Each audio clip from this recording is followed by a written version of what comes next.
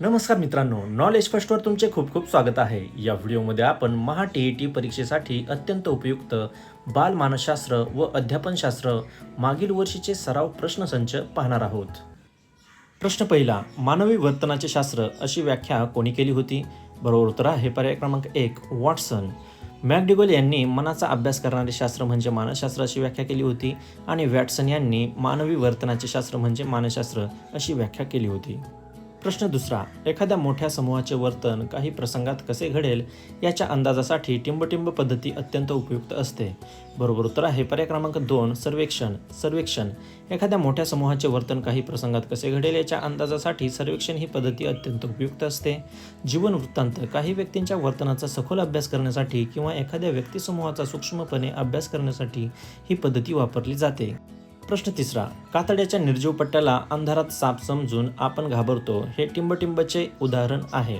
बरोबर उत्तर आहे पर्याय क्रमांक 3 इंद्रिय भ्रम. उद्दीपक अस्पष्ट असला किंवा पार्श्वभूमी बदललेली तर ज्ञानेंद्रियाकडून चुकीचा अर्थ लावला जातो. चित्तभ्रम, उद्दीपक समोर नसताना आपणास भास होतात, उद्दीपक नसल्याने संवेदना निर्माण होत नाहीत. प्रश्न चौथा, सामाजिक निरीक्षणात्मक अध्ययन उत्पत्ती टिंबटिंब यांनी मांडली. बरोबर उत्तर आहे पर्याय क्रमांक 4 अल्बर्ट बांदुरा. प्रश्न पाचवा, साधक अभिसंधान पद्धतीचा उद्गाता म्हणून कोणाची ओळख आहे?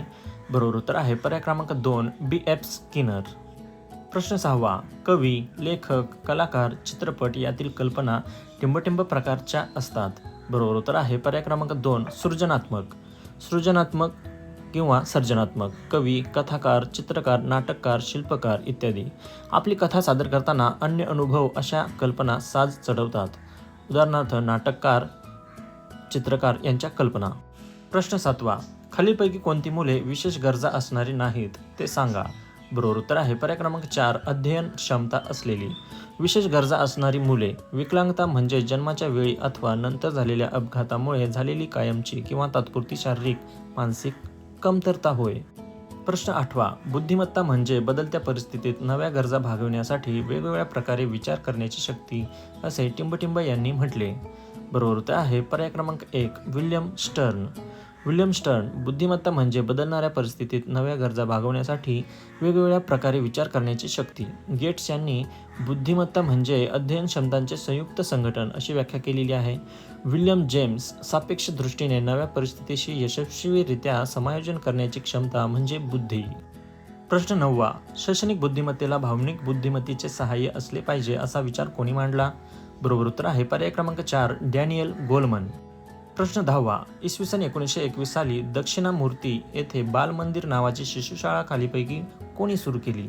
बरोबर उत्तर आहे पर्याय क्रमांक 3 गिजूबाई बधेका. अनुताई वाघ यांनी कोसबाड प्रकल्प सुरू केला. रमाबाई रानडे यांनी सेवा सदन सुरू केले. प्रश्न 11, साध्य घटनेस प्रवृत्त करणाऱ्या, विशिष्ट दिशेने वाटचाल करावयास लावणाऱ्या वर्तनासाठी उत्साह टिकून धरणाऱ्या शक्तींचे मिश्रण म्हणजे टिंबटिंब होय. बरोबर उत्तर आहे पर्याय क्रमांक 3 प्रेरणा. धारणा, ज्ञानेंद्रियामार्फत ग्रहण केलेला अनुभव जपून ठेवणे म्हणजे धारणा होय. प्रेरणा, वर्तनाला दिशा देणे म्हणजे प्रेरणा होय. बुद्धिमत्ता, बदलत्या परिस्थितीत नव्या गरजा भागवण्यासाठी वेगवेगळ्या प्रकारे विचार करण्याची क्षमता म्हणजे बुद्धिमत्ता होय. प्रश्न 12वा, आकलन, शोध, दशा, टीका हे बुद्धीचे 4 पैलू आहेत असे कोणी म्हटले होते? बरोबर उत्तर आहे पर्याय क्रमांक 2 अल्फ्रेड बिने. प्रश्न 13वा, अध्यापनाच्या प्रतिमानाचे जनक म्हणून खालीलपैकी कोणाला ओळखले जाते? बरोबर उत्तर आहे पर्याय क्रमांक 3 मार्शाविल आणि ब्रूस जॉयस. प्रश्न 14वा, यशस्वी अध्यापन म्हणजे काय? बरोबर उत्तर आहे पर्याय क्रमांक 3 परिणामकारक अध्ययन.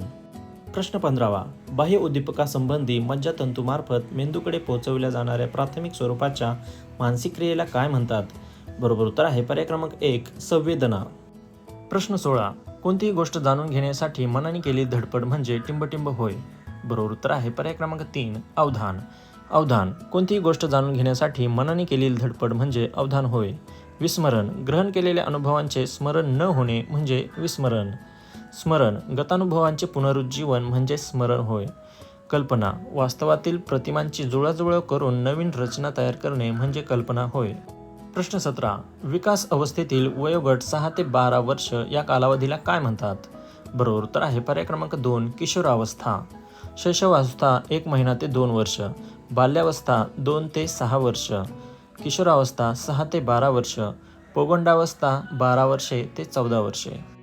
अध्यापनशास्त्र म्हणजे काय? बरोबर उत्तर आहे पर्याय क्रमांक 4. वरील सर्व पद्धती व प्रतिमान, अध्यापन सूत्रे, तत्वे व नियम. अध्ययनात क्रियाशीलता कोणत्या स्वरूपाची असते? बरोबर उत्तर आहे पर्याय क्रमांक 2. फक्त बौद्धिक. प्रश्न 20. व्यक्ती व तिच्या भोवतालचे वातावरण यांच्यातील आंतरक्रियातून प्राप्त झालेल्या मर्मदृष्टीद्वारे समस्या सोडवल्या जातात असे टिंबटिंब यांचे मत आहे. बरोबर उत्तर आहे पर्याय क्रमांक 3. कोहलर. मित्रांनो, व्हिडिओ आवडला असेल तर नक्की लाईक करा, शेअर करा आणि चॅनलला सबस्क्राईब करायला विसरू नका. धन्यवाद.